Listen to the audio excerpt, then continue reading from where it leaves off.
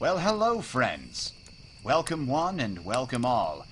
I can't offer much in this outdoor hall, but sit here and rest. You must be weary, and I'll share with you Tales of Tyria.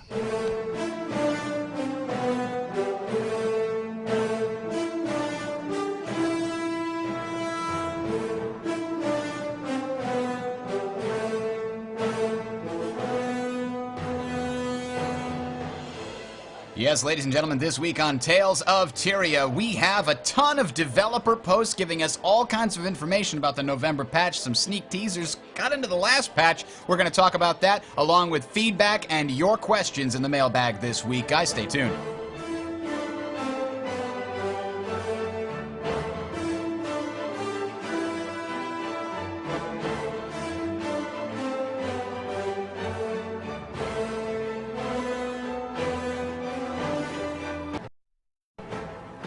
Yes, welcome one, welcome all, welcome to another exciting episode of Tales of Tyria right here on the Sound Strategy Network. You can find us on YouTube at the Sound Strategy Network, also on the web at talesoftyria.com. I am your host, Bridger. I'll be your host for this evening in the Guild Wars 2 podcast that we like to call home.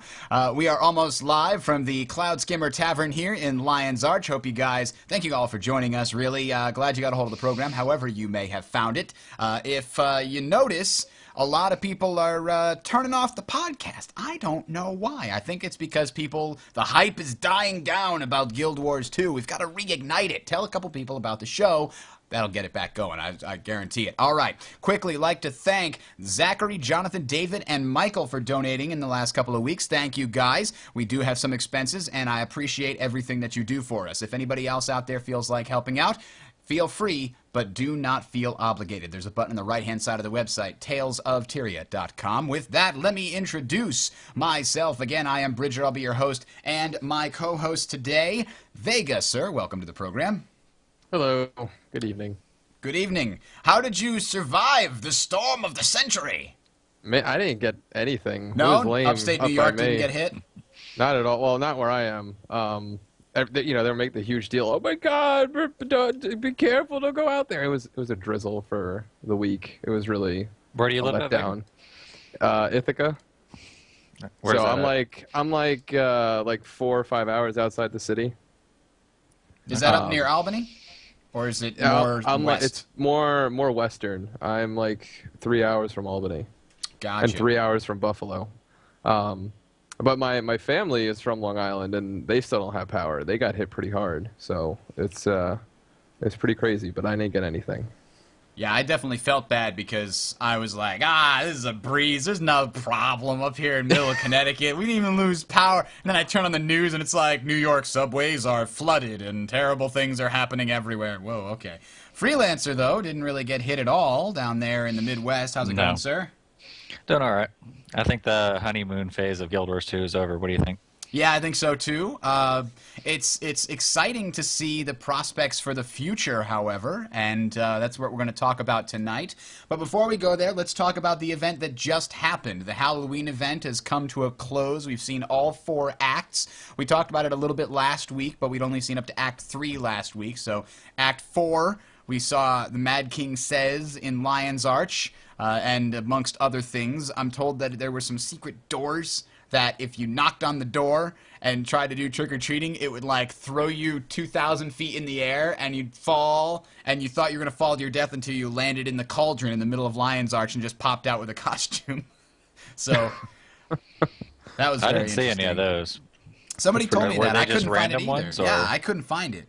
I don't know. I was looking around for doors. Somebody described that to me. Maybe I was just getting trolled. I don't know. Yeah. Chat room. Did anybody see that? I don't know. But, yeah, it was very interesting. It kind of had its own little story to it. It's like, oh, something weird is happening. What's going on? And then, oh, this is kind of serious. Some weird stuff is happening. And then the Mad King bursts out, and it's terrible in his wrath. And then, actually, after he's defeated, he goes back to abiding by the terms and conditions under which he was cursed. Apparently, that was one of those things that he just clicked through and didn't realize he couldn't actually come out and hurt people in a dungeon format. So once he was reminded of those, he got caught by the trap that iTunes uses to get you guys at the same time. Really. That's what it was. But yeah, that's what I read when I read the lore. They said, oh yeah, he now has to abide by the rules of his curse, and he can only manipulate people with trickery, not with evil intentions. Nobody can get hurt. What about all the countless people who fell off the side of the cliff in that boss battle? Yeah, that happened a lot. Feared right off the cliff. But then you just fall to your death on the top again for some reason. Yeah, that was weird. Or that crack in the middle that those see until it's like too late. and then your friends are like, no, just stay there, we'll come res you, and by the time they get down, the Mad King is like standing on top of your body going, what? So it was a good time overall. I thought it was really well done. You know, I don't know if we're going to get into the jumping puzzle, but I got to say something about that. Go ahead. That developer should not have apologized for that. The fact that I lost so much confidence in the development team when he felt he had to go out and apologize. Did you read his actual words? Yeah, I did, and it's just, you know, not so. I know he didn't apologize that he made it. He apologized that he put it in a big event. Like later on, he's not going to be trying to do that. I just think that's silly. I think there should be more hard content like that. I don't think every bit of content that comes out in Guild Wars 2 should be able to be beaten by everybody. I just don't. The fact that he felt he had to apologize for that in any aspect, it's wrong. See, I like the jumping puzzle, but I feel like one thing he didn't like that wasn't designed was the fact that you're running it with, you know, like 10 to 15 other people.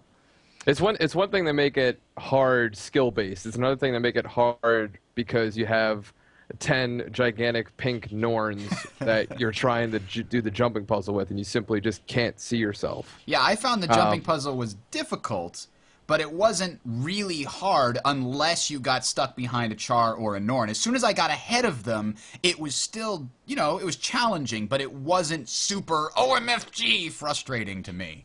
Yeah. But I loved it regardless. It had the same, like, you know how we always in earlier Tales of Tyria episodes we talked about the old school gaming, like repetition meant that eventually you would overcome the game, right? And you would learn the little tricks, you know, going all the way back to Mario or Sonic the Hedgehog. You know, you would eventually learn the quirks of the level that made you go through it faster or safer, what have you. It was the same thing with this jumping puzzle. There was no outside influence except you trying it over and over and over. And then when you finally beat it, like, you just got that huge sense of joy because you know how much work you put into that, you know? And that was one jumping puzzle. Like, they should have had more of those in the game, honestly. And I guess they just buckled under so much pressure from Guru and Reddit and stuff. All these people saying, it's too hard. And then they just came out and said, we're sorry, you know, we'll try not to put it in the main content from now on. No, I mean, do more of that, because that's what's going to keep Guild Wars 2 alive. You know, you got to throw it out there, and if it's not in the main content, those casual players that can't get that are the ones complaining, will never learn, they'll never get better, and they're likely the players that never go explore out in the middle of nowhere anyway. So you're doing them a disservice as well by continuing the trend. I just, I mean, what I would have rather seen was the jumping puzzle itself. Because, I mean, what I feel like about the jumping puzzle, like I said, it itself wasn't hard. It was hard because you couldn't see your character in certain situations. I would rather them, if they're going to do like an event-based kind of thing, somehow make it like a storyline, like you're the only one in there, or you're only in there with your party, so that you're not trying to jump in this giant group. I feel like that's the only reason why it was hard, was because you couldn't see yourself. Right. So I would rather see a jumping puzzle like they had it, but skill-based, actually harder, not hard because you physically can't see your character. I think, you know? the guy who, in that same post that you're talking about, Freelancer, I think the guy said that he was envisioning it as a single instanced kind of encounter when he built it, but then somebody else made the decision to have everybody, you know, like 15 people all doing it at the same time, which is probably done for performance reasons. Like they only have so many space on the server. If they have build, you know, 100,000 copies of the clock tower because everybody's trying it out, rather than, you know, 50,000 copies or whatever. So I think that was definitely a mistake, trying to put everybody in there. But then again, it was fun to the same degree to race other people. You know, that was a fun aspect of it. So it was frustrating and fun at the same time. Another thing not said is if you are one of those players that just generally has trouble with the jumping puzzles, by running with those other players, you got to see, you know, what they did to get past that next little spot. That's true. So, you know, where one of the pieces of the tower come flying out, you can see, okay, this guy seems to be really successful. Where does he jump? And, you know, and you kind of follow and mimic him. And mimicry, in essence, makes you able to do it a little better. And then before you know it, you're the guy that somebody else is following, you know? And that couldn't have been done without that instant scenario bringing in, what was it, like 5 to 8 players or whatever. Because if you were by yourself and you couldn't get past a particular part, you would A, have to go read a guide, which can only do so much with pictures. B, go watch a video, which, you know, that you all automatically segment a part of the population out, you know, doing that, because not everybody goes to YouTube when they can't figure out something.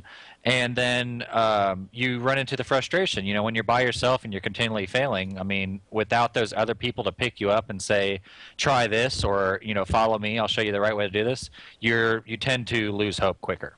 Yeah, I think the fact that there were lots of people there really kept people at it longer. Because I agree with you entirely. I hadn't thought about that point in the past, but the fact that as soon as you fail, there's a whole bunch of other people there frustrated with you. If you're failing together, it feels less like, oh man, this is a huge blow. Like, other people are failing with me. So Misery loves company. Exactly, but it's lessens the frustration. If other people are clearly having the same problem as you, then you don't feel so bad having the problem, and you're willing to work at it more. And I think that's actually, you know, the more I think about it, the more I'm in agreement with Freelancer, is that I would like to see more of these in the future in these kinds of events. I liked, what I did like is when you had that pack, because I thought it was more than 8 people. I felt like it was like 15 people that you're running this thing with. And everyone, you know, you all get up to that one spot where the wall blows out and you got to jump on the gear or whatever, and everyone's waiting there. And once you get past that little cluster and people start breaking away from the pack, then you're running the puzzle with like 2 or 3 other people. And at that point, it's like a little competition, you know? And I liked that number. I liked having a smaller number. It was just the giant blob of people standing on this little tiny platform, which I thought kind of made it a little bit frustrating. If they just decrease the number a little bit, then, you know, when you can clearly see your character and it's almost like a little game at that point. It's a little competition with who's going to make it first and things like that. I did like running it with other people. It was just frustrating when everyone's a giant pink Norn or a giant red Char and you couldn't see your guy. Yeah. So. Did anybody else think go ahead, Vega, sorry. Oh, no, I was just going to say, I just loved, you know, the way that they did the whole event and the way it was put together, but continue. I kind of lost my train of thought. Well, I was going to say, you know, we're talking about one of the controversial events. Does anybody have anything negative to say about that Dota 2 type thing they put in there? That was cool. Like, I mean, that was the coolest thing ever. I mean, you hit 5, you jump in, you finish off the players. Like, I was just having fun killing people over and over. Yeah. But like, there was also a whole different aspect. There were some players that would prefer running around the outside and you know, trying to ninja the little crypts, I guess they were, you know, before players noticed. And then there were some that actually tried to play it the way it's meant to be played, and they'd take pumpkins back to their crypts so they can spawn massive waves of skeletons. I mean, it was just a ton of fun. Like, to see that was really cool, and actually shows like how detailed they can get in their engine. Because I'm thinking, in combination with that little Survivor thing they did in beta, what was it? It's Hunger Games, right? Hunger Games one, yeah. In combination with this little Dota thing they did and the spawn with the NPCs, I mean, they could really get some serious, like, if they want to revitalize like PvP in general, they could really get some serious fun yet competitive type game modes that blow Keg Brawl out the water. I mean, it's just a matter of them putting their mind to it and their resources, because everybody was having fun doing that. Yeah, I loved the whole, like, the way that the game engine handled you going invisible when you went through the fields. Like, you would come uninvisible just for that second when you went between rows, and that was really cool. And so it was like you could try to be sneaky and nobody would see you, but you might be passing somebody else. You didn't even know it. And you're like, it was that tension of there could be somebody else right next to me and I don't even know because they're invisible. And the fact that you could play it in a bunch of different ways. You could just go up and hit their place. You could fight them in the middle, and you could try and escort the skeletons, or play the whole, hide the pumpkin, grab the pumpkin and run back and chuck it in thing. That was fun, especially when everybody's like, "How do I got a pumpkin? What do I do? I'm trying to sell it to the guy." They're like, "No, just throw it in there. Throw a pumpkin in and it explodes into skeletons." That's great. That's the best answer. What about the Lunatic Inquisition? You guys played any of that? I like the Dota one better. I thought the Lunatic was fun, but I definitely had more fun with the Dota type. I felt like, because the Dota one was a little more, action oriented. The Lunatic was a little more, I guess, comical at times, because you got, you're running away from like 30 people that are trying to chase you down. There could be times when it was like a little bit of a, okay, come on, let's keep going kind of thing, where you're just sitting around waiting for the end or something to that effect. I think it was really cool how they set it up, the whole theming thing, and the fact that the peasants are given no tools, but they can get bonuses if they, manage to, exploring the map is sort of rewarded, but at the same time hiding is rewarded, so it's kind of the best of both worlds. And yeah, I mean, I liked it, and it was fun to try and hit somebody with a bone and then run away. Yeah. The thing I felt about it, sorry, it was just hard to communicate with the other peasants and, like, work together, because I feel like that would have been more interesting if, like, a bunch of, like, 5 or 6 of us could all work together on voice communications and try to work against the other ones, and then have them slowly, "Oh, no, they got me, I'm hunting you now, blah, ha, ha, ha," Mm-hmm. It didn't seem like you can control who was in there with you, though. Right. I was trying to do this big guild thing where we all get in and we all do a round, but you couldn't really control where people went, which was, it was still fun. But that said, you couldn't what would be more fun is, this is similar to a couple games I used to play in StarCraft and Warcraft 3. It was called Phantom mode, was essentially the idea, like where one player sort of converts the other players into this evil being, or much like the Hunger Game little thing was, you kill people and they end up on the bad side. But in each of those particular modes, you can sort of choose, the bad guy you want to be. So certain players would lean towards certain ones. That wasn't there, which was a little upsetting, because you basically got a random roll of the die. If you didn't get the ghost, you were pretty much SOL. I didn't realize there were even different ones. I only played that once or twice. It seemed like there was to me, but I mean, if they were all ghosts, I apologize. But it just seemed like there was either the same one or you always got the same ones. And whereas the friendlies got all of this extra little toys and, hammer and all that. Another thing that bothered me was there were spots on the map that you could sort of hide in. Have you ever found those little cubby holes? Yeah. And players would sit there forever. And there was places on the side of the cliff that you could drop over the side of the cliff and actually you would clip on something so you don't fall to your death. But then nobody could get to you. You just sit there the whole game. Yeah, players would go to these spots and AFK and just get, the PvP points. Because did you notice on all of these game modes, you actually got structured PvP achievement points. You got glory, which was glory and kills and stuff, which was interesting. So players would essentially take advantage of this and find the little glitchy spots in AFK there, which was if I was one of the evil guys and I couldn't find a player, we had a checklist of places we checked, and you would always find groups of players bundled up there AFK, they wouldn't even fight you off. They were just sitting there AFK. So, but I mean, rating, 9.9 out of 10. It was great. I really enjoyed it. Yeah. And my favorite screenshot was a lonely peasant. He wasn't using any of the clipping or anything. He went to the top of the hill in the center of the labyrinth, went over a set of rocks and sat, and he had a screenshot of 3 or 4 ghosts looking around the top of the hill for him, and he's right on the other side of a rock just sitting there. I think the title was "They Never Found Him." You looked up from the other side of the hill. You couldn't miss him, but they never found him. That was funny. So yeah, lots of good stuff there. Freelancer, did anybody make any money on this whole event? They introduced some new items. Lots of stuff changed hands. Money went crazy up and down and left and right. We got new things. Candy corn, shattering skulls, nougat. What happened? It's not going to be the money that's made immediately. I mean, people made money immediately. If you had sugar pumpkins, you made a killing. They went from about 35 copper. They actually were all the way down to about 20, 22 copper. If you look at that Guild Wars site I bought that them shows when the they were prices. 17. So if you did that right now, or I don't know if they are right now, I haven't checked recently, but they went all the way up to a silver and 50 copper. Yeah. So you made a killing right there. Mainly, what's the profit coming from these holiday events is going to come mainly from down long term.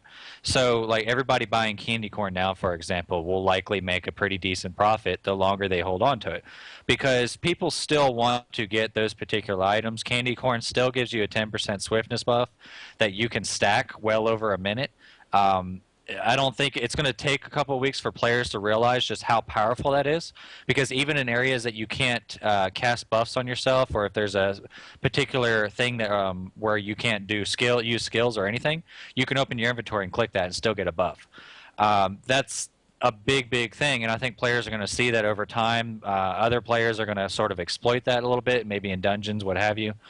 So that's just candy corn. Now, other things include like the weapons you can craft. You got, I think there's candy corn. There's like 3 other items. There's skulls and 2 others. Nougats, and one other thing. It's like it's like a claw or jaw or something like that. But Can't remember. Those particular items will be used to, or are used to craft, these Halloween particular skins. Thanks, thank you. And so, Thank you, Chapman. in the immediate sense, players are not going to want to. They've already gotten their share of Halloween. They're not going to really want to care. But 6 months from now, when you have a whole new segment of population that wasn't there during Halloween and wants to get some of these skins, or even perhaps some of these things like candy corn may mix with candy canes from Winter's Day, for all we know, and form another type of item. I mean, you just don't know what ArenaNet has up their sleeves. That will cause it to really skyrocket then. And then you add that on top of the fact that players are thinking about that ahead of time. They should be buying up that candy corn. I mean, right now it's 3-4 copper a piece, if that, like 5 copper. So you're losing nothing by buying 12 silver worth, which is a stack of 250. Don't ask me how I know that. And then you could just stock up on a little bit of it, because you're losing like little to nothing. And then when it does go up later on, you can sell it. Now, another thing that I think most people were talking about for the economy was Black Lion Chest. The big thing with Black Lion Chest was that announcement that ArenaNet made before the Halloween event basically brought Black Lion Chest. There was about anywhere from 200,000 to 150,000, somewhere around that number, that were immediately bought out for 5 to 6 copper a piece, and then the price skyrocketed up. Well, I say skyrocketed, but it went up to about 27, all the way up to, according to Reddit, on that one thread the guy posted screenshots of, all the way up to 60, 70 copper a piece. Wow. And then what happened is all those people that bought out that 150,000 or so, or however much, it was a ton. I know that because there's tons being supplied for 4 or 5 copper. Well, they turned around and sold theirs. So you had to be in that window of time when it got to about 60 copper. And between that and the 80 copper, when people were buying it like crazy, because ArenaNet made this announcement, and you made tons of money. I know players personally in the game that made about 700 to 1,000 gold. And you just basically had to be there at that moment when it was skyrocketing right after the announcement, and you had to already have Black Lion chests on you. Because here's the thing, Bridger, if you read that announcement and you logged on to buy Black Lion chest, you already missed out. It was already 40 copper. Late. Yeah, yep. It was already there. So, a little tip for everybody, that's what you're looking at. Candy corn is now gone. You can't get it anymore. So inevitably it will only go up in price. Now, how fast? It may take months, half a year before it goes up to even 10 copper. But you're guaranteed a return on your investment. And just the same with Black Lion chests. I mean, let's look at it here. You got Thanksgiving. All right, you got Winter's Day. And for those that are doubting Black Lion chests, let me tell you one thing here. Black Lion chests is ArenaNet's moneymaker. they will always include something that requires you or try to encourages you to buy keys to open up these chests. That's their only source of income right now. Think about that. The only other reason somebody would use gems or buy gems is to unlock bank slots or character slots. You only do that one time. I bought a costume. You bought a costume. Hey, the witch is awesome. I get a little cat flying around on a broomstick. That was cool. So, just closing statement here is if you're looking to, those that invest long term are those that come out in the end. Everything else is a high risk scenario. You can flip things on a trading post and you're going to make a moderate income. But these items now that are sitting at 4 or 5 copper a piece, or the ones that you think might affect Winter's Day, for example. Let's just think about this. Winter's Day, Christmas, all right, just in general. What do you think of, Bridger? Candy canes. What kind of items do you think of? Definitely like food gonna items. Have some kind of apple pie. Apple pie? Could be turkey, some kind of turkey or ham or something like that. Dinners. So meat, maybe raw meat. Yeah. All right. So these are things like that I think of that most players should be thinking of if they want to make some more money down the road. What cranberries? Are there cranberries in the game? Cranberries. There you go. Got to get cranberries. So yeah, I believe there are. So that that's the kind of things you think about. Black Lion Chest is its own thing, but food eggnog. Can you sell eggs? I thought eggs were karma. I don't know. Eggnog, is eggnog an item that you can make?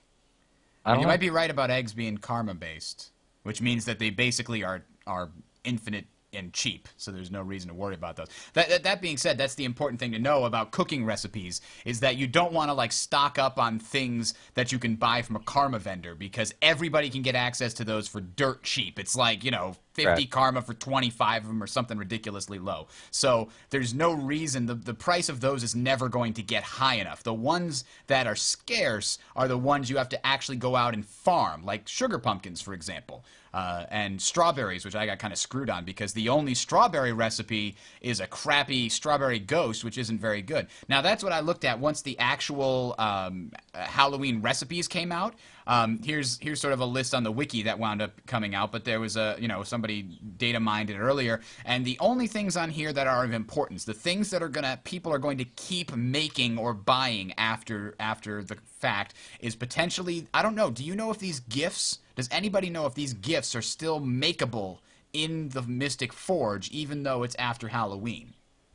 I believe they are, but you got to have those resources, Yes, and the gift is only halfway there towards getting those particular weapon skins, because they require a lot of other stuff, including, I think, a gift of one of the dungeon tokens at least. So gifts, these may suck up some of the candy corn and the rare materials here. I don't think we're going to see these matter at all. And if you look here, there's all kinds of things that use candy corn, but the only ones that matter are going to be the ones at 400. Nobody's going to mass produce level 300 items with specialty materials, right? That's just not going to happen. So the ones that matter, spicy pumpkin cookie. This is apparently identical to a different type of item, but it is worth 45 minutes instead of 30 minutes, I think is what I've been told. That's the main difference here. Now, this is a level 400, so it's a fully powered, nourishment buff. It gives you magic, fine, and condition damage. Problem is, I don't know too many people that really like condition damage builds. So maybe this one will suck up some of the resources, but I don't know about that. The other one that was on here, let's see. Concentrated Halloween tonic uses 5 trick-or-treat bags. I grabbed a bunch of trick-or-treat bags because I can imagine some point in the future people are going to still like turning into the little Halloween guys. You know what I mean? You could turn into like a candy corn dude or whatever. It's still people like throw those up while they're waiting. I bought tons of the strawberry ghosts because they turn you completely invisible, which is really neat, and they give you this little ghosty glow about you. Or maybe they will be more useful than I thought. So yeah, I enjoyed those just for that. I mean, they don't really give any great buffs or I guess boons, but just the look of it is very unique. Makes you completely transparent, and the only thing that a player can see is your weapon, which just looks like it's floating in midair. Ha, that's cool. So now yeah, the rune of the Mad King is made with candy corn and some other of these rare ingredients, and it just doesn't seem that great. People don't like stacking power and condition items. So I don't see many people caring or running with a rune of the Mad King. And the Sigil of the Night, outgoing damage is increased by 5% at night. Okay. When you're in a dungeon, is it night or day? Yeah, that's an interesting one. If it was maybe where like if you were sitting in the dark or in a shadow, I mean that'd be neat. But um, yeah, you're right about the dungeon thing. So yeah, the maybe the sigil would work if there are PvP maps where it's always night. I don't know. Could be. I haven't gone on enough to find out. Anyway, I think we're spending a little bit too much time on this. But yeah, you can really analyze this and kind of see how the economy moved throughout it. What basically, if by the time you get to some information that says an item is going to be in demand, if by that time, if you look on Guild Wars 2 Spidey and you see that it's already starting to spike, don't buy it. Because you're probably already buying it at too high. You're already too late. Yeah, you're buying it too late. You're the one that's going to be the sucker because other people are already selling stuff they bought earlier. So, alrighty. Let's move on to the next thing. First, a quick happy birthday to Mike O'Brien today. 11/4 Reddit exploded with a post about Mike O'Brien's birthday, and about 3,000 gazillion people all went and said happy birthday, and somebody posted, send him a private message on Reddit. So our hearts and thoughts go out to you as you're trying to click through all those PMs, Mike. I know running a successful company with a successful game with people that love it sucks, but, you know, somebody's got to do it. All right, so let's go to some feedback from a previous episode. Let's talk about this one from Chev. Quote, I remember a previous episode where one of the features were rumored to be included in World vs. World was a scaling of the guards. I think this would be a good mechanic of the game. This would help with outmanned servers and help with the dreaded night capping. What do you think? Unquote.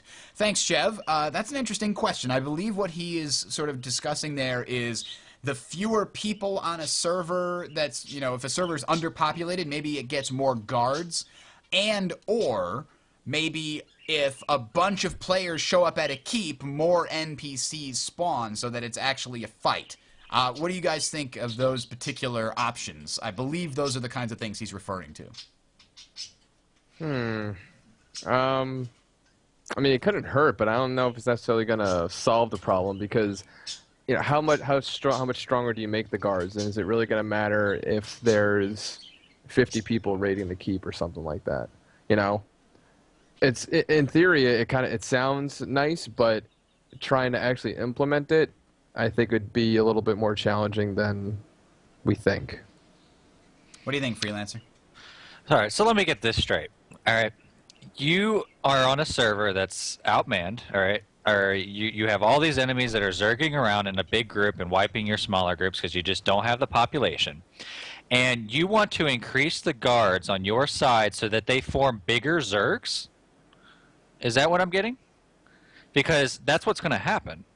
You know, if you increase the guards based on population because there's a bunch of enemy players or that you don't have enough players, you don't fix the problem. What you do is you basically tell the enemy that you need more players to take out my keep. And so when they do take out your keep or they do take out those guards, there's now 20 times the number that are rolling over your dead corpse. I just don't see how that helps. There's so many other fixes that could be done. I think me and you, Bridger, talked about it at length to fix the whole outmanned issue altogether. One, the biggest thing they did was removing orbs. That was a great step in the right direction. But the outmanned buff itself needs to be completely reversed. Like, the idea of the outman buff is that if you go out there when you're outmanned, you can get better magic find, better karma, loot, and stuff. So basically what ArenaNet's doing when you're outmanned is encouraging you to go out and PvE. Not PvP, PvE. And in essence, hurt your server even more by cutting around the long way and farming wolves all night long. All right? So yeah, this does make me a little angry because, you know, the way the system works, but no, increasing guards isn't going to do that at all. It's just going to make the problem worse, in my opinion. He's not angry at you, Chev. Don't worry. No, not at all. I'm angry at the whole outmanned system in general. Mm-hmm. I think that it needs some major overhaul. For example, in we always go to PS2, but you look at other games just the same. When you're outmanned, what do you get? bonuses to your PvP experience, whether it's experience buffs or stat buffs, etc. I mean, it should be there should be better encouragement for players to go out in World v World. But then everybody, the argument goes full cycle, going back to the main point that in essence, ArenaNet never really meant World v World to be balanced. So you could look at it one way or another. So ArenaNet, if you meant for it to be balanced, you're on a basically on a ticking time clock because it's dying. If you did not mean for it to be balanced, then the more hardcore players can move on. That's it. Yeah, I think they've said that they didn't mean for it to be balanced. They said that, but they said they that still, going into it that they're not. You can't balance it. You know, I think what they meant was it wasn't going to be 100% balanceable. Not like a structured PvP match where you have a lot more control. There's only 5 people on each team, etc. But to that end, it has to be somewhat balanced, or it's just not fun. If you have 50 people versus 10 people, that's not fun for either side. So obviously the most fun matches that I've been a part of have been the ones where both sides are fairly equal in not only numbers but also organization and power. And so going back into this, there's a whole number of. All right, here's the facts. Number one, even your top tier servers are now running 0 queues during midday and much lighter queues during mid afternoon to nighttime. Now the top tier servers are still running 24/7 almost all the time, but in 1 or 2 borderlands there's always basically free queue. So summary of this is World v World is dying. Okay, your population base has left World v World in general. Now you could say, well, they went to structured PvP. Well, I hate to break it to you, structured PvP is also dying as well. And that's for a whole other set of reasons we'll talk about in another show. But with World v World in general, you have a number of issues. Being outmanned is such a minor thing. I think being in the outmanned server is vindictive of something of a much greater problem. Usually when it comes down to collusion. All right, how many times does it take for you to go out with a bunch of friends to get wiped by a group you never even saw? Okay, how many times does it take for you to upgrade all of the guards on a keep, so that you could possibly defend it better, just to have an 80-man Zerg roll by and treat those guards like they're toothpicks? Yep. How much gold do you need to spend on a keep and work and do all this defense and escort supply when players can just come and mass Zerg? I guess the issue is Zerging in general, there's no counter to it. Okay, there's none. You have what's called now, like Team Legacy, we called it survival stacks since beta. We played around with it. Now servers are doing it all over the place. European servers got really big because of it. The US servers are doing it. They call it a turtle, or they call it a like I said, we call it survival stacks since beta, but a lot of other bigger guilds and bigger alliances are using this now. There's no counter to it. I mean, there's things that people are theory crafting, but then there's counters to those theory crafted counters. So it's Zerging in general is ruining the game. Everything that ArenaNet has implemented into World v World encourages Zerging even more. Yeah, that's unfortunate. I mean, what was the gentleman's name that put the feedback? Chev. C-A-G-V. Okay, so Chev, it's not so much that your idea is bad, it's just it adds to encouraging more Zerging, and I think that in itself is bad. Right, and I'm thinking about it now after reading his question, and the guards themselves, I mean, they die like instantaneously, even if they're upgraded, as you mentioned, to like an 80-man Zerg. Guards do not matter. They are not a threat unless you have a very small group. So basically what they've done is say small groups are not useful, only big groups are useful because small groups take too long. So that the guards being there, if the guards weren't there, Zergs wouldn't be as useful. They'd still be way more useful than small groups, but small groups would be more viable because you wouldn't have to fight off the guards. You'd still take too long to get through the door, but that's another question entirely. I don't know. Vega, what's the solution? What mechanic could you put in that makes it so Zergs are less powerful? It has to make sense, though, right? My standing on World v World is that Guild Wars 2 was not made for World v World. World v World came into Guild Wars 2 as like a nice to have, here's a cool thing we can do. And they said in the beginning, it's never going to be balanced because you can't balance it. There's no way you can balance something like World v World. Structured PvP you can balance, World v World you can't. the only way to really get the people happy is to make sure that, like servers, if they need to work on the server ranking system to make sure that servers are actually fighting servers that can give them fun. You don't want to have a server that's highly organized and doing World v World all the time and just putting them against a server who doesn't do a lot of World v World and isn't that great, because then it's not fun for either person. So what you're saying is that World versus World can't be balanced, so you can't even try. What do you think, Freelancer? I think that that's a challenge I'm willing to see accepted by ArenaNet and anybody else. I mean, it's ruined it. You ruined all my plans. Have you seen How I Met Your Mother? No, it's like this. No, I've seen it probably 3 or 4 times more than I'd like to. I was setting you up for the awesome thing. I was supposed to give you a challenge, and you say, challenge accepted, and then you give me your brilliant plan. I don't know. What do you think? Here's the brilliant plan. Here's the brilliant plan. I'm going to summarize it in one sentence. All right, blow my mind. Remove cross swords. Remove them. Ooh. There you go. Now ponder that a second. I'm thinking about it. All right, remove the cross swords. What do you have there? Number one, you force anybody and everybody to be more aware of their surroundings, their maps, essentially forcing them to split up.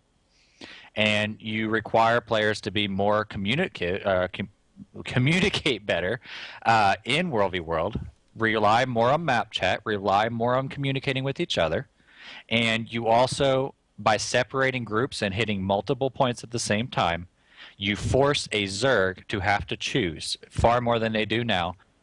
And also you force them to set up defense groups. Otherwise, they will lose their point without even knowing it.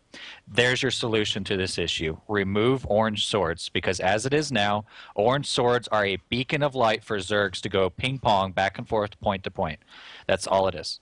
You remove them, you force them to form little defense groups, you force players to communicate more, therefore they enjoy the game more.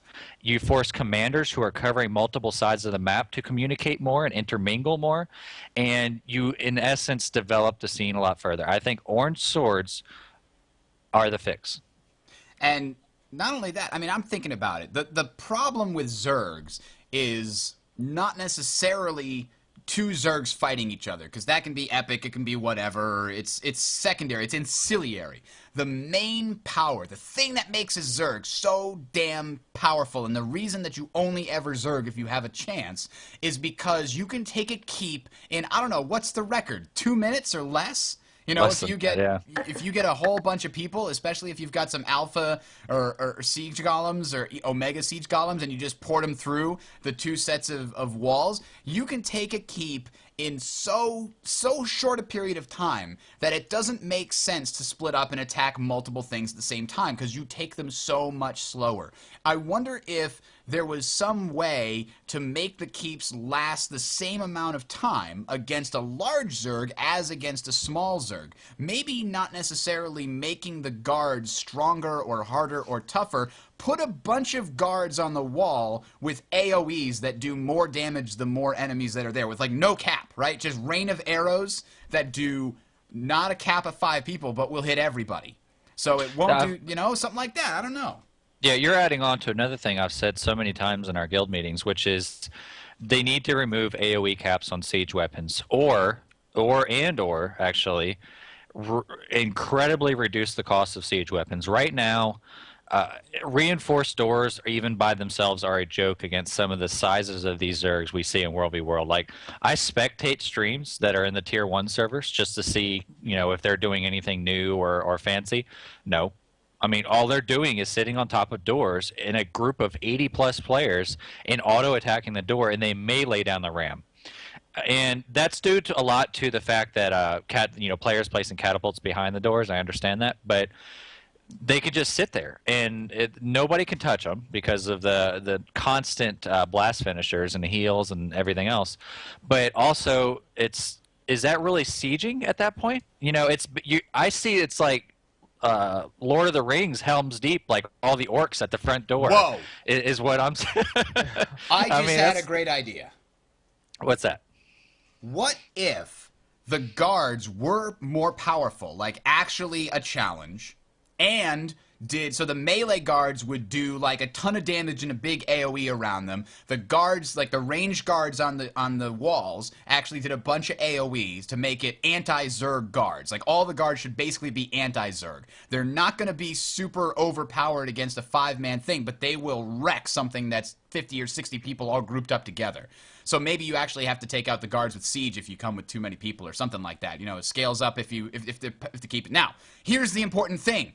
The guards will continue to respawn fairly quickly as long as the keep has supply, and they sort of use up supply.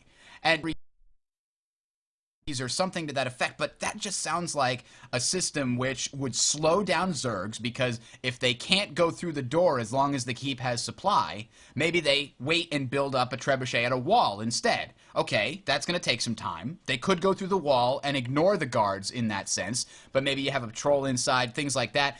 That could slow down the guards a lot more and not necessarily require players to always be sitting on the other side. There's got to be some way to do it. I'm just saying, you got to make siege. I have another option. What if you don't leave the guards how they are, but again, just brainstorming here, if you give buffs and debuffs based on the group you're around, like an AoE kind of buff or debuff. So let's say you have 80 people running as a Zerg.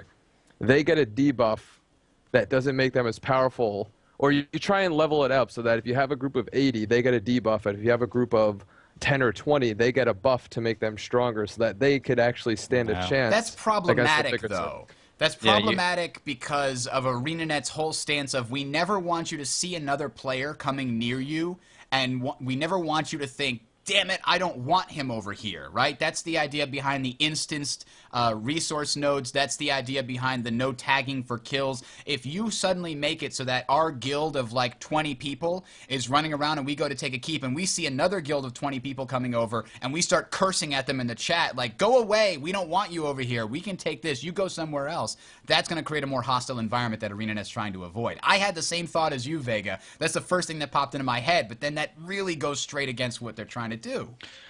I just want to see. I mean, you guys are trying to fix the Zerg problem, and everything you just said is the whole thing ArenaNet wants is people to group together and play together, and now you're trying to fix these. Trying problems. to do it in a way that doesn't make people not want to work together because it's. Because it'll hurt them. Like, there's a difference between I don't want you over here because it'll slow me versus I don't want you over here because it's more useful for us to split up. Why don't you go attack that keep? You know, there's a different feeling to it. Yeah, working together and playing together doesn't mean you have to be standing on top of each other. I mean, being on the same map, communicating, working together in TeamSpeak, that's all part of what ArenaNet wanted. Well, maybe not the TeamSpeak part. People just did that on their own. But, removing AoE caps on siege weapons, I mean, because just something doesn't seem right about an arrow cart that you can physically see via the casting animation to fire over 100 arrows into the air, and 100 arrows coming down on this area, but only 5 people get hurt.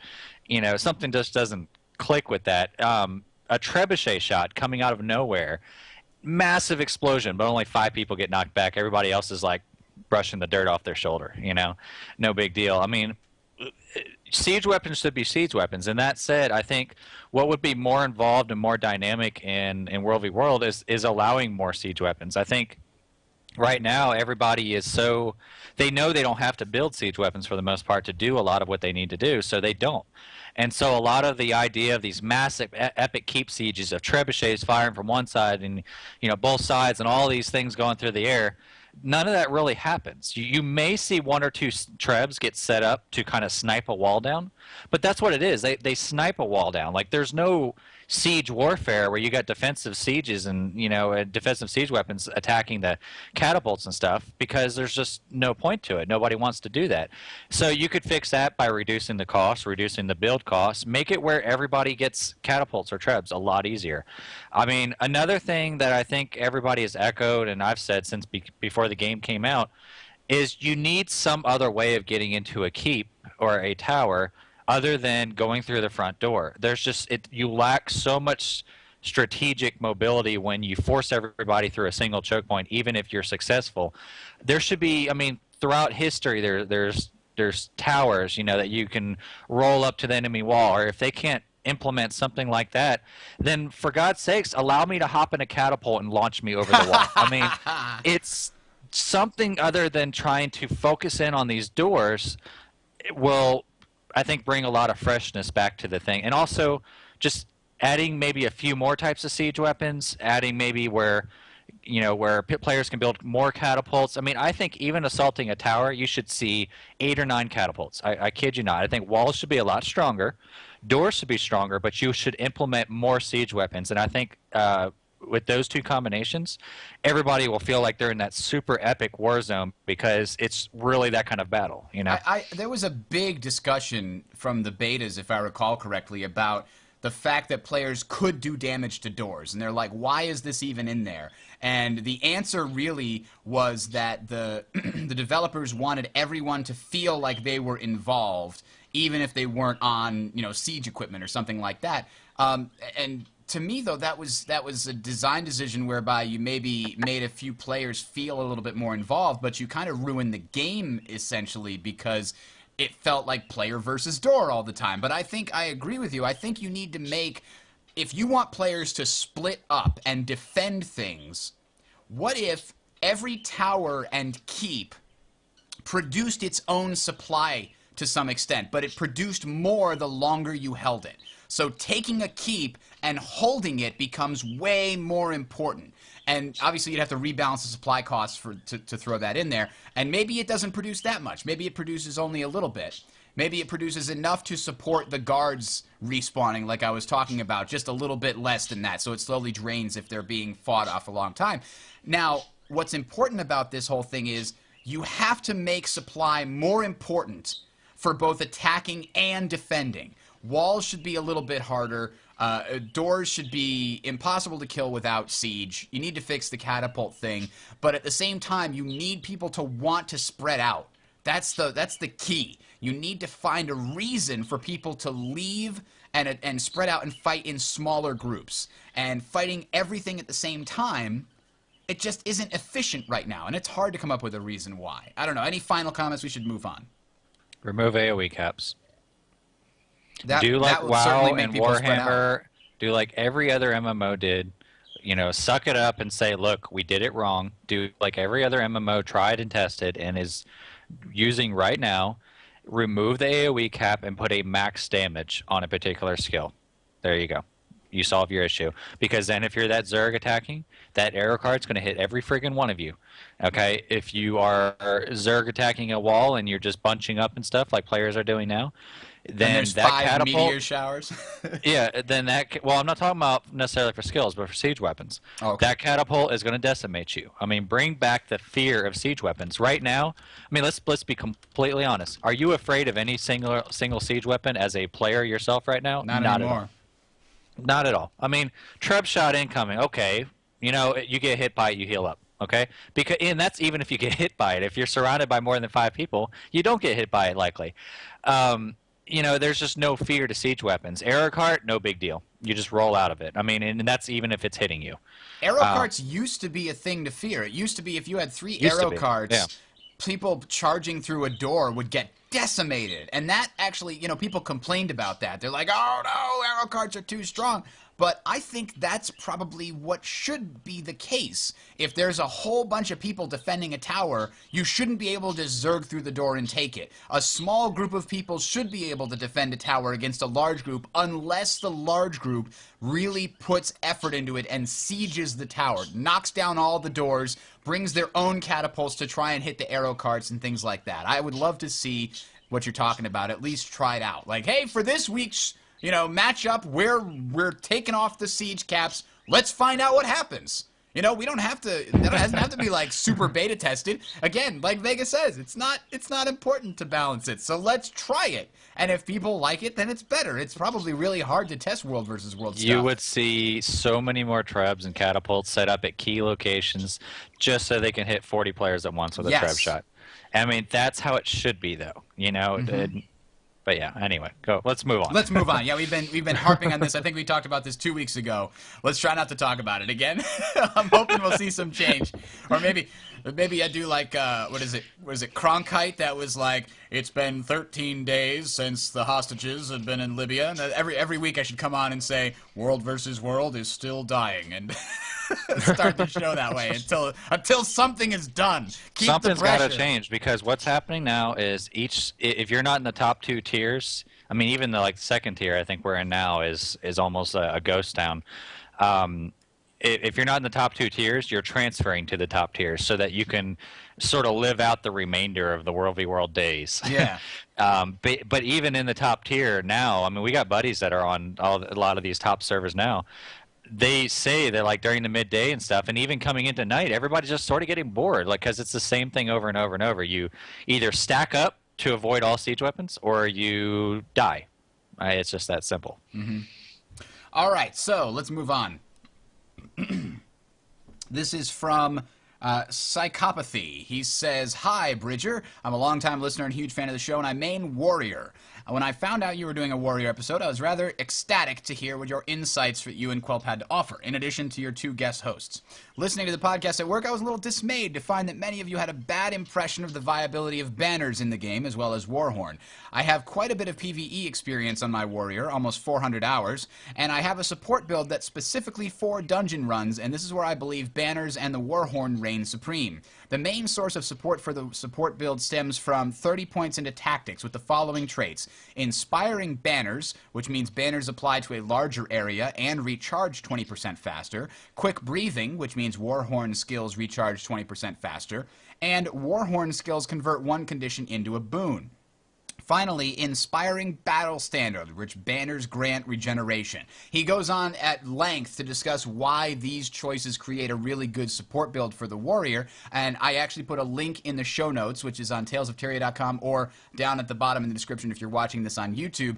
So definitely go check that out and read his explanation if you're interested in his support Warrior build. I definitely wanted to feature that because he's right. We did kind of we'd have all our Warriors last week going, yeah, banners. I think I mentioned once or twice they'd be good for dungeons, but we didn't really get into it. So I just wanted to point out his suggestion, since he seems very strongly in favor of this. I think I also got the same suggestion from Peter, who emailed us with this very, very similar build. So thanks to both of you guys for pointing that out. Yeah, and banners were really great in the jumping puzzle for a Halloween event. Oh, yeah? Yeah, you could use them. Players would drop them, and then when the cinematic started, the banner was still there. So they would take them, and you'd get a speed buff. Sneaky, sneaky. Yeah. All right, so, ladies and gentlemen, 1 transfer per week has finally been instituted.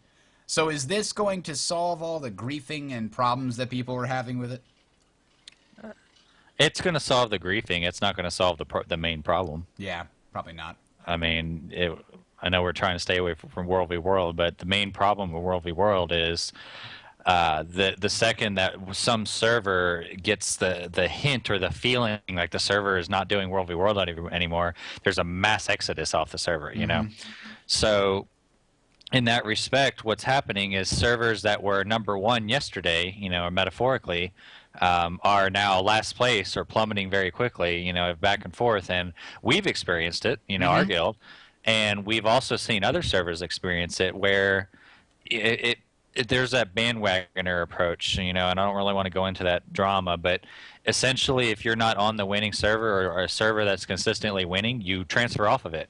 And I don't think that a 7-day transfer is enough, because typically players will stay on for a week or 2. Like all of the guilds that transfer are usually on for more than a couple of weeks, you know, or are on, you know, and so a 7-day isn't going to really affect them. They're trying to balance out these servers, but what's happening is guilds that transfer off of a server, and so long as they continue allowing transfers, that server ranking should transfer either with them or otherwise. But what's happening is the server ranking stays the same until the next matchup. And then it's as if that guild never existed when the ranking comes up, and they get paired against another similar server or ranking server, and it's a complete steamroll. So, example, case in point, right now it's probably the easiest one everybody can pull up. Henged and Ravi, okay, had a big alliance on it. a lot of decent guilds in it, a lot of really bad guilds in it. But Hendon and Raleigh, in essence, was where all of the, I want to win, I have an ego, let's all go there, Well, that whole thing fell apart, so everybody started transferring off. Well, Hendon and Raleigh still had one of the highest rankings in the game. So it got paired, and is still being paired, and losing incredibly every single matchup going down the list. And it's going to continue to do that. That's a snowball effect, because as they lose matches over and over, the people that weren't involved in the first Exodus are leaving again. Now, as somebody who is that pointed out in the chat there, Mr. Mamrick, the 7-day transfer limit is really to prevent people from switching mid-match. And then switching back to their original server and griefing by going over to the other server and building siege equipment and wasting supply and things like that. So it's probably going to do that. Hopefully they'll fix the guesting in the future. It will fix that, but I think everybody's bigger concern is the fact that you can never be sure. Like, you could spend all this time getting excited about your server community and then watch it fall apart next week just because of a few people's well-placed comments, and everybody leaves the server. Yeah, and that's going to be fixed when they get the guesting thing working. I'm positive that that's really what's holding it up. So it's unfortunate, but that they have to do what they have to do. They can't tell people, oh, nope, you can't play with your friend anymore. We told you at the beginning that you were going to be able to play no matter what, and now you can't. So I'm thinking maybe that's part of the November patch. We'll see. Orbs are removed from World versus World. We touched on that a little bit. Sort of a public service announcement. Don't look for orbs. You can't find them anymore. They're exciting the first time, like the travel, from one keep to the other. But after that, they sit in a keep, and when it changes hands, the orb changes hands, and it's just not that fun. That had to do with griefing and hacking and things like that. Now, well, it was like they announced it. If you had all the orbs, you were likely winning already, and you just make it that much harder for anybody to want to come back. Yeah. So here's an interesting thing. Isaiah Cartwright kind of clarifies for people. This is sort of a public service announcement, just so everybody knows. Magic Find does not work on chests, only on creature kills. In addition, Magic Find is calculated the instant that the creature is killed. So if you kill the creature, then switch into your Magic Find gear and go to loot the body, you don't get a better benefit. You have to be wearing the Magic Find gear when the creature dies. So they kind of thought about that ahead of time and just wanted to make sure everybody was aware of that, because apparently there was some confusion over that one. So I just thought I'd throw that out there. Nothing really to talk about. But here's something to talk about. The Lost Shores update. Something is stirring in the Sea of Sorrows. So this is looking mighty interesting. I honestly did not, until I saw this, I did not expect any major updates till Christmas, Winter's Day. But this is looking really cool. It's a whole new zone. Or small zone, medium zone. Yeah. What is it now? It's only planned for like one weekend, though? I know. The weekend, 15th and 16th is the rumor. The weekend is going to be a special event that is involved in opening access to the island.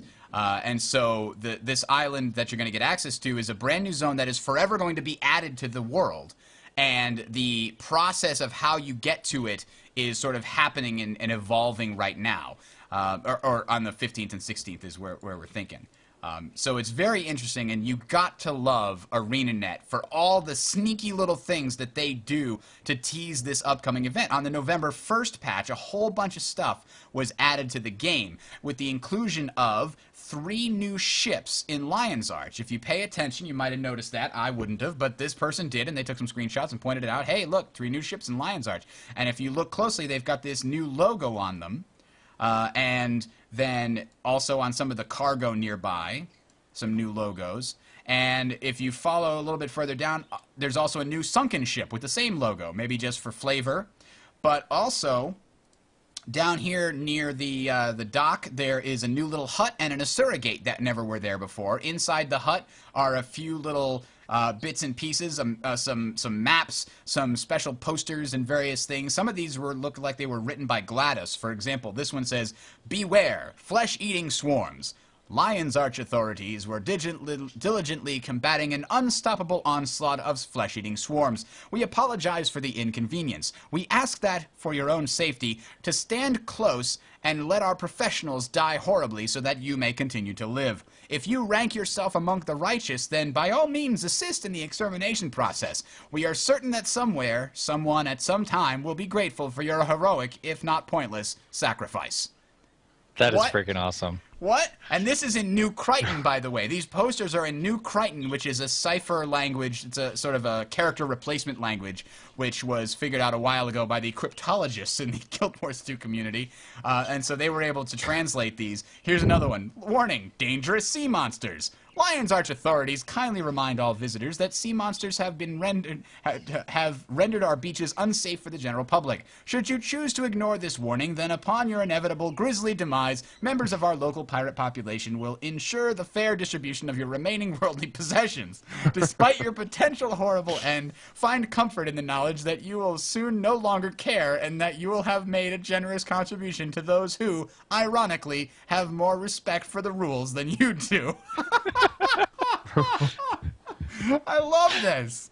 So here's the real teaser. This sign is posted in the same hut as well as on the beach, and it says, "Avast! Ahoy, ye landlubbers! Hard-working members of the consortium are proud to announce the upcoming unveiling of your dream vacation. Coming soon, we will open the gate, the Asura Gate, connecting Lion's Arch to a veritable tropical paradise of magnificent proportions. Swim in the radiant waters, relax on the beach, dance a night away. Prepare to hoist your Jolly Roger and embark on a most majestic adventure with your favorite band of salty dogs." Towels not included. This consortium cannot be held responsible for aquatic-related and rhythmic-related injuries or injuries related to misadventure or otherwise general buffoonery. Our medical staff will be on call to happily ignore your needs should they be inevitable arise. So, that's awesome. Don't quit your day job, Bridger. All right, well. No, that's, you gotta love how much work they put into that, and I really want to know who wrote that. Yeah, Do we have awesome. Do we have any clue who wrote those jokes? Don't know. I'm going to say Rhys Sosby because that's the only name I know that has to do with lore. There you go. People are also reporting seeing whales on the shore with a bunch of buckets nearby. So there have been pictures where servers have all gotten together throwing water onto the whale to try and save it. So that's so awful. I shouldn't laugh at that. I just think of Moe from The Simpsons with them carrying the whale and then seeing, Jesus, the feds! Oh, man. So, yeah, very interesting. So what do we think that... Well, we know there's going to be a dungeon, and we know the island is going to level everyone up to 80 in order to play in it. So the island itself is not necessarily going to be designed as endgame content. It's going to be designed as, like, new fun content for everyone to enjoy. But the dungeon is designed for level 80s. They have stated that the dungeon is supposed to get better rewards and harder as you go deeper into the dungeon. So it's supposed to be specifically designed as a challenging, sort of explorable dungeon concept. So that's very interesting, and I'm looking forward to that. It's not a full zone, but it's a medium-sized map that contains a lot of fun stuff for all levels. And new rewards that are not available elsewhere will be found on the island. So get your economy stuff ready. I'm looking forward to the event that's opening this all up. Yeah, what the heck's that going to be? Are we going to be fighting off like a... Whales. We're going to ride Save the whales? Save fight. the whales in order to ride them? You're going to have to save the whale on the beach, and he'll take you to the island. I think we have to fight off some kraken as they're assaulting, like a new battle of Lion's Arch. Well, they present it as some sort of like vacation island, right? Right. Is that the idea? So what if they just have like a bunch of mini games that people can play on it, or like they bring back some of the mini games from previous like selections? Well, I'm not going to go as far as saying polymock, but like I don't know, like you can walk up to random NPCs and there'll be little arenas, or you can do one of the Halloween things again or something. Like it could be an area where you can reinitiate with your guildies or your buddies. Some of the old events. I mean, wouldn't that be neat? Yeah, that would be... it'd be... I'm thinking like, Gold Saucer, right? From Final Fantasy, it has all the mini games and stuff. In there. Leggy Beast in the chat says, what if one of the things that are exclusive to this island is you could get a useless giant whale mini pet. Like, you pull out your mini pet, and it's just a giant whale, bam, collapse onto the ground, and just lays there unmoving. That's so terrible. Oh, man. We're gonna get a nasty email for that. Oh, yeah, we are. Okay. Anyway. Someone from PETA is gonna... Hopefully it will be on the 15th and 16th. Either way, it sounds like it's going to be a ton of fun. And I have to say, I am very surprised, because I did not expect this level of new stuff right after we got all that other new stuff and right before we're getting the next new stuff. It looks like they're trying to put out some kind of big, new, cool thing every month. And that's way more than I expected. Yeah. Well, I mean, it looks like they're not going to do something for, like, Thanksgiving. Yeah, I don't think so. I mean, Thanksgiving's because I not think this is going to be huge- like, is that going to be their trend? It looks like they're doing like one event a month. Yeah. Did Guild Wars 1 do anything for Thanksgiving though? I don't think I don't WoW doesn't do know. anything for Thanksgiving, does it? I don't think it's a big enough event that has enough theme around it that you can They got, have like- a lot of fun creating cool stuff. They like go collect turkeys or something like that in WoW. I don't know. Yeah, that does. It sounds lame. Yeah, everybody in Europe's Yeah. going, what the hell is Thanksgiving? Yeah, that's probably Yeah. probably a really good point. That It's it's, an sort of like American an American holiday. only thing. Yeah. So yeah, that makes sense. All right, anyway, so that sounds really interesting, and maybe we'll learn some more information for next week. What's next week? Next week's going to be the 11th, and then on the 16th, 17th, 18th, hopefully on the 2 weeks from now, we'll be able to talk all about this crazy new island and the cool stuff that's in it. All right, so that having been said, let's jump over to the mailbag before we close it out tonight. We get this one from, I believe, Anima Solis. He says, hey all, quote, I think that the jumping puzzles are one of the coolest aspects of Guild Wars 2. I just find that I'm not very good at them. Thus, when I spend 2 hours trying to perfect a puzzle and still am not able to complete it, I can get a bit frustrated. I want to be able to earn the achievement points, but don't want to waste my valuable free time and not get anything for it. Do you have any suggestions as to how to enjoy the jumping puzzles without having to rely on a mesmer or running up against a wall like I have? Or could you share tips that you have found helpful in being able to complete a jumping puzzle reliably? P.S. The jumping puzzle in question is Coddler's Cove in Timberline Falls. I am Go not play sure Mario. I know which one it is. I have all jumping puzzles done, and here's my tip: don't use swiftness at all. All the jumping puzzles were designed for perfect jumps, especially those that require time jumps, like you're racing or something. They were all designed without swiftness in mind. Swiftness will screw you up more than it helps you, guarantee it. So stay away from the swiftness, because every player thinks that swiftness is going to help them do it. It doesn't. You got to get used to jumping without swiftness and doing it properly, because most of the harder jumping puzzles are the distance between a jump is just perfect for a normal jump, but for a swiftness jump, you have to pause midair, or you have to jump a little early or something like that. So get rid of the swiftness. That was the best thing I could ever have done for myself. And with my wife, who's also playing Guild Wars 2, she loves the jumping puzzles. And her big thing, she was using swiftness, forced her away from using that elementalist swiftness, and now she has a good time with them. So that's the tip I can give. But I like my swiftness. Oh, swiftness is great, but not in jumping puzzles. Oh, okay. Let's see here.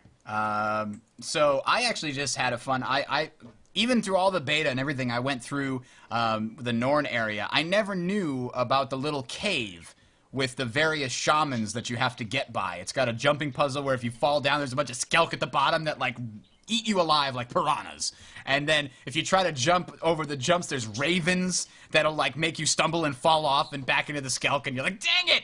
Ah! But if you really want to beat jumping puzzles, play a warrior and pick up a hammer. And then all you have to do is get some adrenaline going and use the hammer's leap function. And there you go. Bam. If any single jump that you're having problems with, that'll get you going, no problem.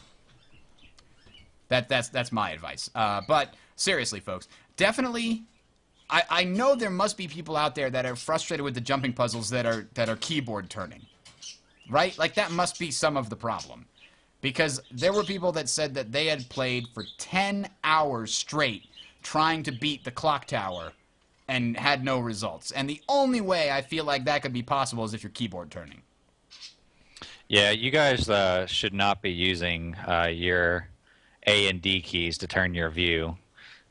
You should be always. I mean, I don't think and I probably never think about it, but I don't think I ever let go of my right mouse button. What about you? No, Like I don't never. really Like either. I don't even think about it too. Like, but I never let go of it ever. Only to select things. I only let go of it in order to click on an enemy to target or something like that.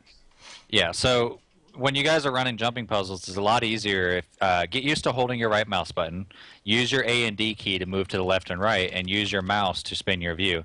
And this is pretty common sense, or I should say basic stuff if you play MMOs for a while. But you also want to learn, I mean, in this same process, this will teach you how to circle strafe if you don't know how to do that. If you didn't play a hunter in WoW, then that was kind of your initiation. But circle strafing is great for mobs. It essentially allows you to kite, which is a term in Guild Wars 2 and any MMO where you're using ranged attacks and basically playing against the AI who can't ever hit you because they have to consistently readjust their aim and also catch up to you. So if you hold the right mouse button and you find a particular point in the ground and you just focus on staying, looking at that point, your MMO experience will change like twofold because the way combat is a lot more visceral. You'll be able to kite melees a lot easier. You'll be able to move around.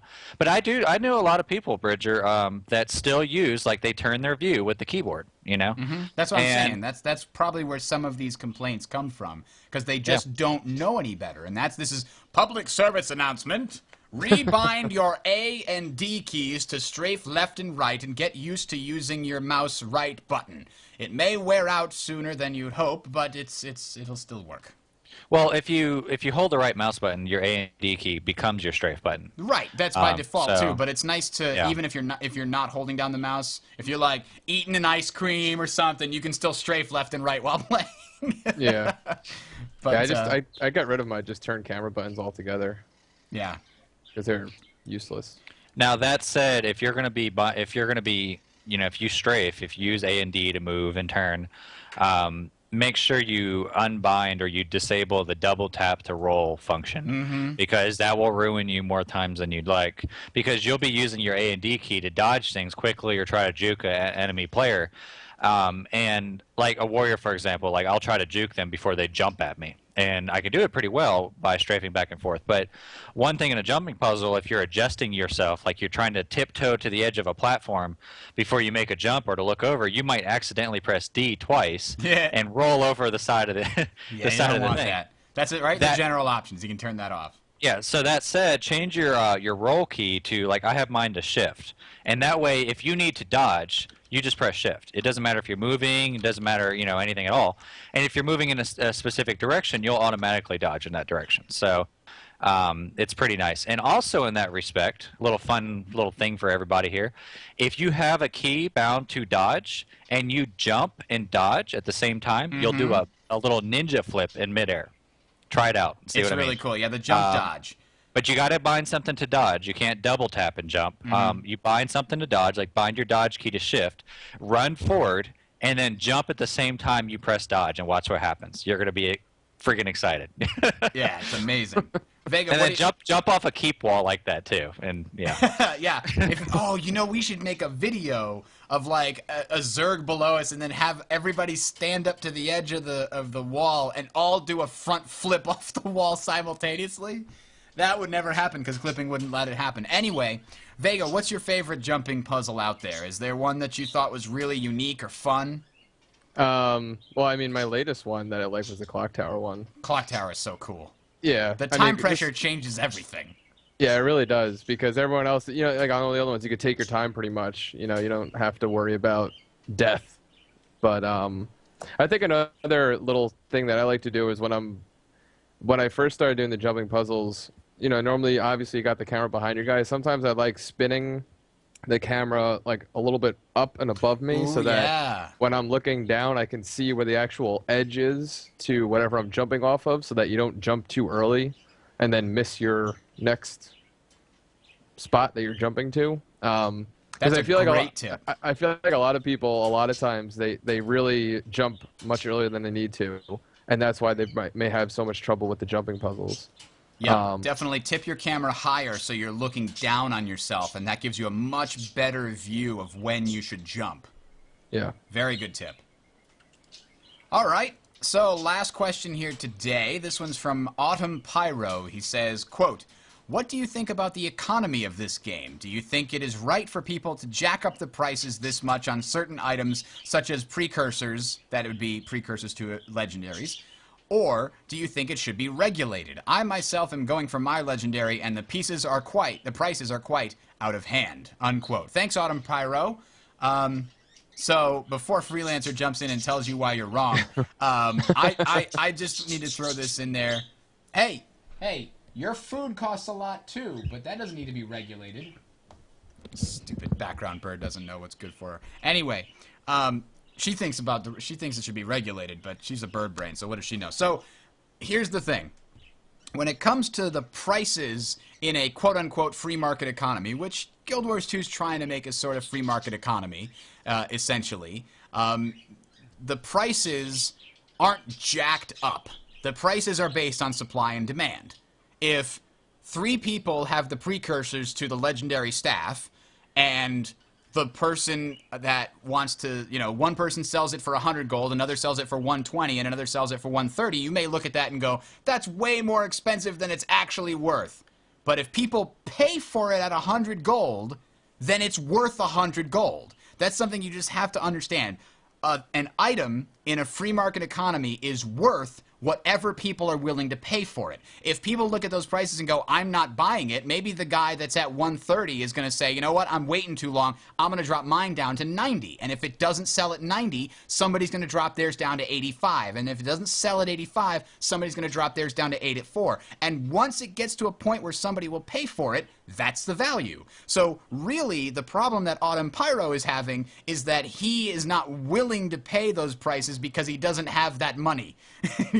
Maybe he would be willing to pay those prices because it does have that much value to him, but he doesn't have the money, or he has the money but he's not willing to pay those prices. Well, unfortunately, other people are. So other people set the prices higher for you because they either have more money or are willing to pay higher prices. And that's an unfortunate side outcome of the free market economy. And now, Freelancer, why am I wrong? No, I mean, you pretty much nailed it. I mean, you can't blame the players if there's players buying it. I mean, that's how a free market works. If they're setting their price for Dawn at 200 gold and somebody buys it for 200 gold, that's a working system. I mean, there's nothing wrong with that. The only possible way that there would be an issue with that is that if that person didn't have to spend any money to list it at 200 gold, so therefore somebody could just buy everything out and then jack it all up. But that is probably the only reason why ArenaNet added the little listing costs. Because what you don't see is that when somebody lists something for 200 gold, they're paying 15 gold to list that. And that's a lot of money. So they are taking a risk at that point to try to guesstimate where you, the consumer, or other people like you will buy it at. If you don't buy it at that, or if other people list it lower... Isn't it just a 5% for the list price and then a 10% for the sell? Yeah, right, but if you list it and then take it back, you'd never get back that 5 gold, basically. Right. But your total loss is 15%. So... you're essentially going to be spending more than you think. But even just listing it at 5 gold, that's a lot of money. I mean, there's players that don't have just 5 gold. I mean, right. So it's a free market economy. The only thing you can do to fight it is provide more of that particular product. But it's by having it regulated. I mean, I would turn around and ask that gentleman to respond back in an email and explain what you mean by regulated, because I think ArenaNet already regulates things to a certain extent with this little tax they put on. It keeps things fair, and then also by making items where you can't list them underneath their vendor price also is sort of a regulation that works. Regulated floor, yep. So what else would you do? That would be my question to him. Yeah, that's a good point. And certainly it feels frustrating for people that don't spend a huge amount of time on the auction house, or don't spend a huge amount of time farming, or don't get lucky and predict the right thing to buy for Halloween or what have you. Those people I say, buy some gems. That's how I do it. I mean, you have to look at it like, you know what? I'm not spending $15 a month. you know, on the thing, maybe every couple of months I buy some gems and convert them into gold when the time is right. I've never been in a situation where I'm like, oh, I don't have enough gold for something, because I either get it just by playing the game. You get a ton of money just by playing the game as long as you sell stuff correctly.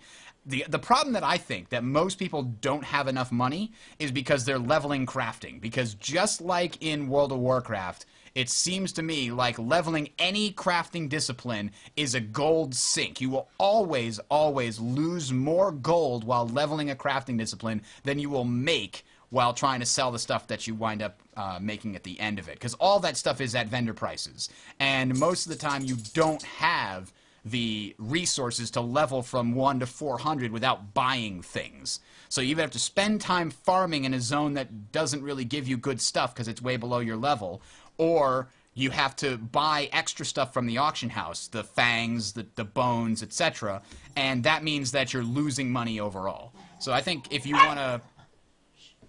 Okay, so we got the rearward facing... That's not gonna stick, I don't think. Anyway, I'm dog sitting this week. Sorry, guys. So, yeah, where was my train of thought before it was interrupted? So, Gold sinks and crafting. Gold sinks. Yes, don't craft. If you wanna have some money, don't craft. There's my answer. Or just be patient enough to let the price level out. Yeah, that too. Okay. I guess that's pretty much it. I mean, there's not much to say. It is a free market right now, and I think that's a good thing. So, I think so too. All right, so before we get out, let's give another guild shout out this week. Robert says, quote, "I'd love a shout out from my guild. Doomed Travelers on the Sea of Sorrows is a small casual guild of friendly players. We tend to skew older, but don't exclude whippersnappers. Come help us grow. If you send a private message to Mud Butter or Garza Soul for an invite, it's MUD Butter, Mud Butter, all one word, or Garza, Garza space Soul, as in the name of our son, SOL, Soul. So Garza Soul or Mud Butter.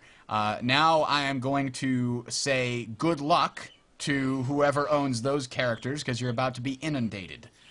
Because I got an email from somebody saying, so I guess I only have myself to blame for this, but my guild of 6 people... when I gave him a shout out on the show, actually I think it was Friar Tuck, I think from last week, mentioned his guild and he got like 6,000 people wanting to get in on it. So I was like, that was a mistake.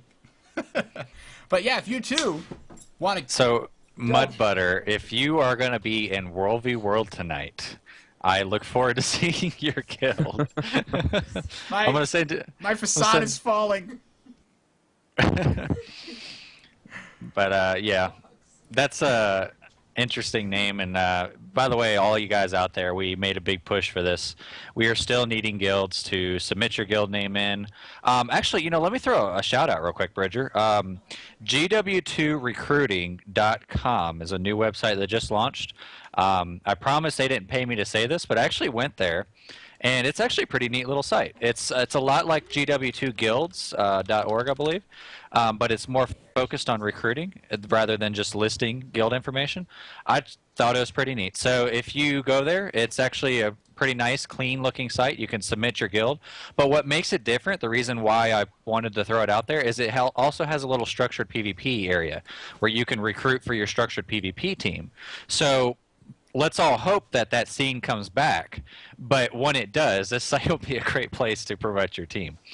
Awesome. Yes, definitely. So that is about it. If you have any questions, ladies and gentlemen, or things that you think we should talk about on the show, definitely send us an invite. We would very much... An invite? Wow. Okay. Send us an email. Feedback@talesoftyria.com is how you can get a hold of us. That's right. FEEDBACK talesoftyria.com. You can send us feedback on what you liked, what you didn't like, what you would like to see, you know, and questions for the mailbag, feedback on a particular show. Send us more StoryTime stories. We want to hear more awesome things that happen to people, and we'll describe them on the show like we have in the past. Those are always a blast to read, and I do promise we read all of those. I try to respond to all of them. I might miss some. I apologize if I can't respond to every single one. We do get a lot, but thank you guys for sending them. They do help us out. All right, with that, I am Bridger signing off. Have a good one. Good night, everyone. See you guys. See you in the Borderlands.